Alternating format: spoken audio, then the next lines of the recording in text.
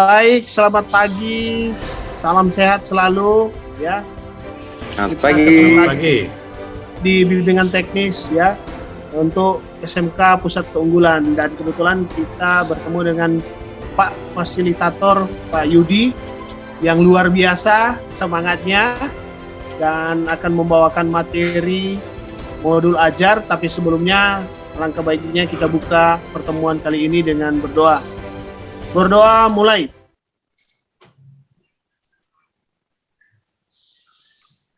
Berdoa selesai. Nah, sebelum kita memulai akan BIMTEK ini, alangkah baiknya kita ice breaking dulu yang akan dibawakan oleh Bapak kita, bekas ice breaking nasional, Pak Sirai. Silakan Pak Sirai. Terima kasih Pak Bruce Lee, ya Pak Ketua ya. Untuk ice breaking kita, ini ada pertanyaan dari saya. Apa perbedaan guru SMA dengan guru SMK sama-sama belum dapat gaji, gitu aja Pak.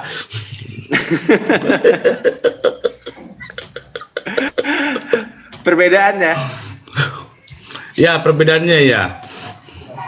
Kalau guru SMA apa SMK nih Pak? SMA SMK, perbedaannya apa, sama-sama nggak dapat gaji gitu? Atau persamaannya gitu? Oh, sama-sama cemberut Pak. Kalau saya Pak, Iya. di SMA biasa jualan modul Pak. Oh, jualan Tapi modul. kalau SMK itu biasanya jualan kue Pak. Iya, bisa. Iya. Ya kan? Iya, betul. Benar. Iya, jawaban Pak Bruce Lee yang betul ya. Tepuk tangan Pak Bruce Lee dulu. Lanjut Pak Ketua kelas ya. Oke. Kita akan lanjutkan materi. Kita persilakan Pak Yudi untuk menyampaikan materi hari ini. Oke, baik. Terima kasih banyak Pak atas kesempatannya dan waktunya. Oke, sebelumnya saya izin share materi kita ya pada hari ini.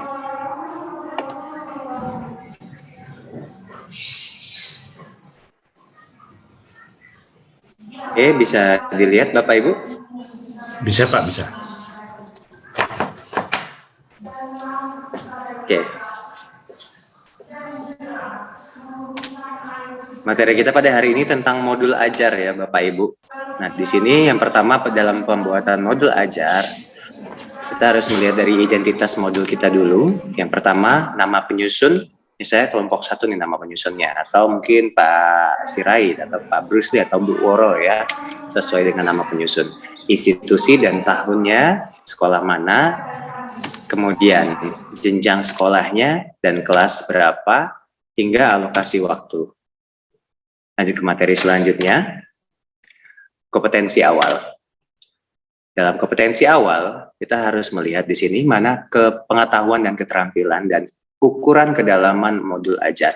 Misalnya yang pertama, Microsoft Office misalnya.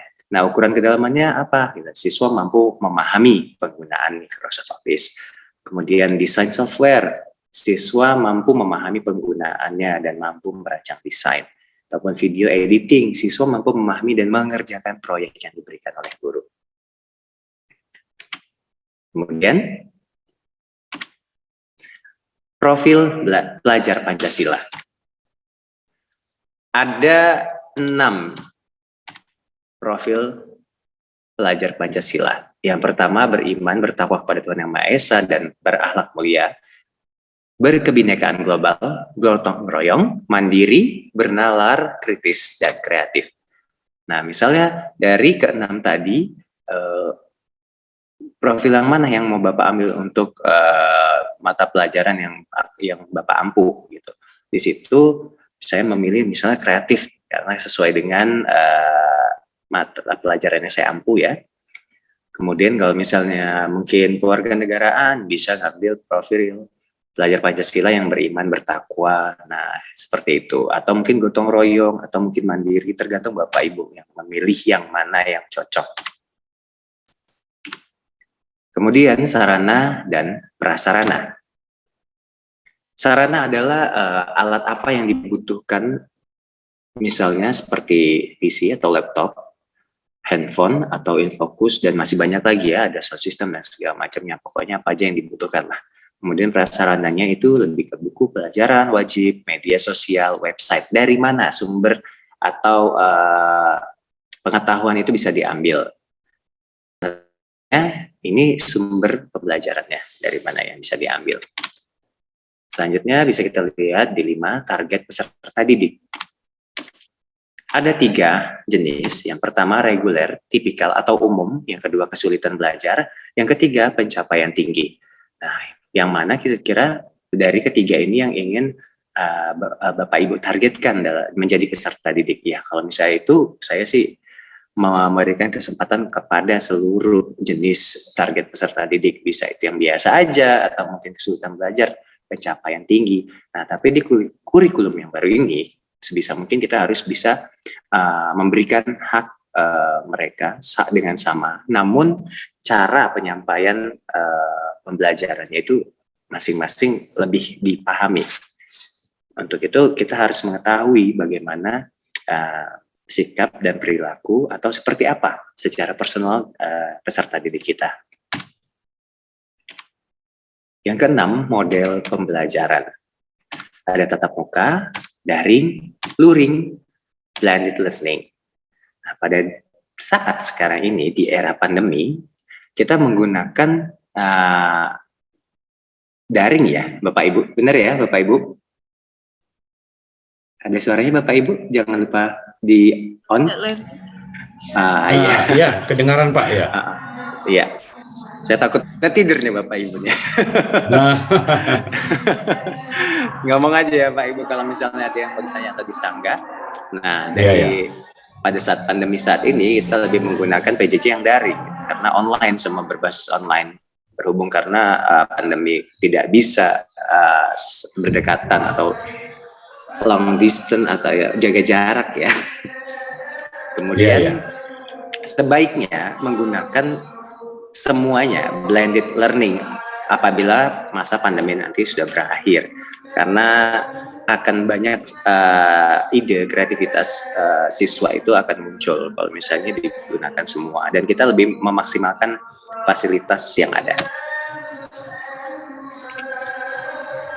Selanjutnya, komponen inti. Tujuan pembelajaran, siswa memahami materi yang diberikan, kemudian siswa mampu mencari fakta dan informasi dalam menggali kemampuannya.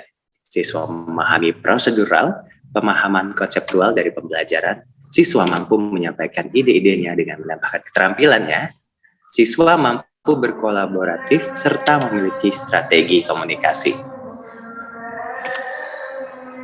Kemudian pemahaman bermakna. Di sini maksudnya adalah informasi yang bermanfaat. Kita bisa lihat di situ contohnya, kita harus sering berdiskusi agar melatih cara berkomunikasi. Jadi dengan kita saling berkomunikasi itu lebih percaya diri itu biasanya. Kemudian pertanyaan pemantik. Seperti di diskusi kita tadi, mungkin Pak Bruce Lee tadi sudah mencoba untuk memberikan pertanyaan pemantik ya. Apa yang bisa kita tanyakan itu misalnya kayak seperti ini nih, contohnya siswa memiliki rasa ingin tahu, berpikir kritis, atau memandu peserta didik. Bisa aja pertanyaannya misal tentang pelajaran informatika, mengapa warna sangat berpengaruh pada desain gitu, untuk permasalahan pembelajaran desain. Jadi tidak melulu pertanyaan itu yang kayak hafalan, kayak siapa penemu bohlam, siapa ini, siapa itu gitu. Lebih bagus kita mencari pertanyaan pemantik itu yang lebih menggali pendapat peserta didik kita.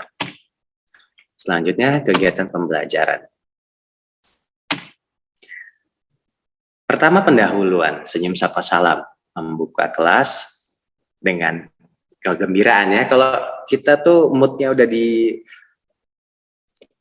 udah diajak buat bahagia, pasti enak gitu bawaannya. Kemudian kegiatan inti, menyampaikan materi, memberikan ice breaking kalau misalnya udah bosen, atau mungkin hal-hal lainnya gitu. Kemudian kegiatan penutup memberikan kesimpulan. Ada assessment. Assessment ada 3 macam, diagnostik, formatif, itu typo, kemudian sumatif. Contohnya sikap, performa, dan tertulis. Pengayaan dan remedial. Pengayaan ini untuk nilai yang untuk memperoleh nilai yang lebih tinggi, boleh saja kita melakukan remedial, atau remedial yang memang butuh bimbingan. Kemudian lampiran kerja ada beberapa macam. Lampiran kerja peserta didik, misalnya peserta didik kebutuhannya apa aja, kemudian bahan bacaan guru atau peserta didik. Glosarium adalah istilah-istilah yang harus diketahui. Kemudian daftar pustaka, dari mana kita mendapatkan sumbernya. Ya, saya rasa itu saja yang bisa saya jelaskan, atau mungkin ada yang ingin menambahkan serta ingin bertanya. Termasuk juga gugup gimana ini belum mulai. Setelah itu saya lihat. Iya. Saya kembalikan lagi ke Pak Bruce Lee ya. Luar biasa ini Pak Yudi yang membawakan materi ini. Mudah-mudahan jadi pendamping ahli buat kita semua ya, Bapak Ibu Guru. Nah, mungkin ada pertanyaan dari Bapak Ibu Guru untuk Pak Yudi, atau ada yang kita akan diskusikan, silakan yang mau bertanya. Saya Pak. Ya, silakan. Pak Sirait mungkin, atau Ibu Woro mungkin, silakan. Ibu Woro dulu mungkin Pak, Ibu Woro. Oh ya, saya persilakan Ibu Woro bertanya ke Pak Yudi. Pertanyaan buat Pak Yudi, tadi saya lihat Ya. Bapak itu tentang modul ajar. Kalau saya perhatikan, kalau di 13 itu seperti RPP. Nah, pertanyaannya, apakah nanti di kurikulum PK setelah kita belajar, apakah ada lagi RPP, Pak? Ya, mungkin sebelum saya menjawab, ada yang tahu? Oh iya, kita lihat di situ ya, Pak Jublihat Sirait sudah angkat tangan mau menjawab. Coba Bapak bisa mewakili. Terima kasih Pak. Saya ingin memberikan tanggapan dari pertanyaan Ibu Woro. Yang pasti ini kita hanya diskusi ya Pak ya, sharing-sharing. Nanti boleh kita simpulkan bersama. Nah, dari perjalanan kurikulum yang telah berubah di tahun terakhir ini, kurikulum merdeka yang mau kita terapkan Pak. Dan sebelumnya Ibu Woro tadi menanyakan tentang kurikulum 2013, revisi 2017 itu tentunya Ibu Woro, yang akan diintegrasikan khususnya pada proses di alur pembelajaran. Jadi pertanyaannya tadi apakah diterapkan? Sebenarnya diterapkan dia, Ibu, tetapi ada beberapa tambahan-tambahan dari kurikulum merdeka, di mana kita di dalam proses pembelajaran itu harus memasukkan nilai-nilai profil Pancasila tadi yang sudah disebutkan oleh fasilitator kita, agar nantinya nilai-nilai ini bisa menjadi sebuah perubahan perilaku, atau setidaknya ini tertanam di dalam di dalam hati, ataupun misalkan menjadi rambu-rambu yang diperhatikan anak didik kita. Artinya kita tidak harus melemparkan tanggung jawab daripada perilaku dari anak didik ke guru agama saja, atau ke hanya guru PPKN saja, tapi kita guru guru jurusan lah ya Pak ya, yang berkutat di masalah di kompetensi jurusan, kita juga bisa menanamkan nilai-nilai itu. Jadi contohnya ya, itu tadi sudah dibuat oleh Bapak fasilitator kita, dalam komponen pembelajaran itu ada kolaborasi. Nah, di situ juga bisa kita lihat bagaimana anak itu bisa menjadi seorang yang punya tanggung jawab, punya nalar, punya kemandirian, ya. Nah, di situ yang mungkin itu pelan-pelan kita tanamkan sehingga nantinya anak itu berubah juga dia atau melihat dari dirinya apa yang perlu saya ubah begitu. Karena kita juga selalu memperhatikan dia selama dari proses pembelajaran itu. Nah, jadi di konteks yang lain mungkin Bu, di RPP itu ada di alur capaian belajar itu kita masukkan nanti ada kegiatan itu yang kalau kita ingat itu ada persiapan, kemudian ada di pembahasan, ada penutup, kan begitu, ada sudah di sharing kepada kita kemarin. Saya kira itu Pak fasilitator yang bisa saya tanggapi tadi dari pertanyaan Ibu Oro. Saya kembalikan ke Ketua. Terima kasih. Iya, baik Pak. Ibu Moro, gimana Bu Moro? Ada nanti disimpulkan satu kali oleh Pak fasilitator kita. Silakan Bu Moro, kalau ada tambahan atau sanggahan atau penyampaian lainnya, silakan. Sudah jelas, Pak. Ya, sudah jelas ya. Terima kasih. Kita kembalikan ke Pak pembawa materinya, sekaligus mungkin kesimpulan dari kegiatan kita di BIMTEK hari ini. Silakan Pak Yudi. Oke, terima kasih Ketua kelas kita.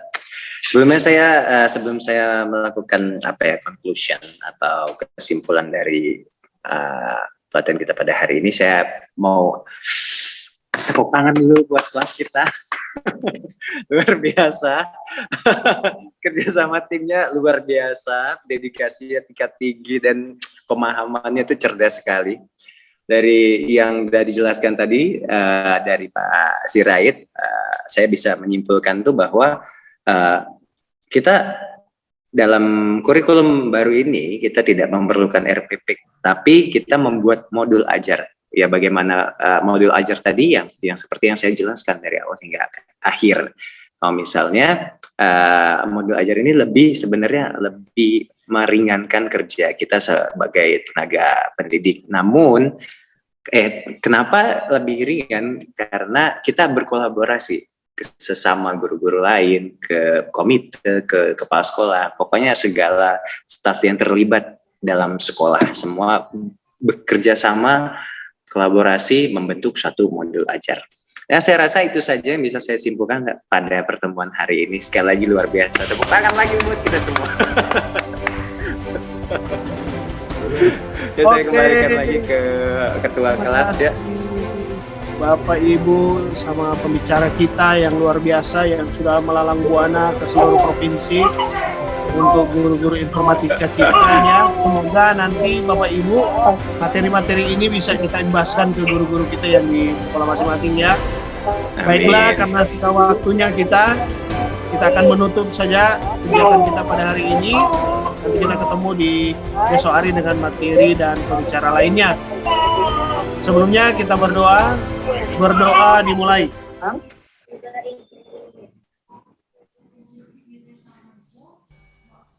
Berdoa selesai, sampai jumpa besok hari. Merdeka belajar. Mereka. Bye. Terima kasih banyak Bapak Ibu. Izin live ya. Iya.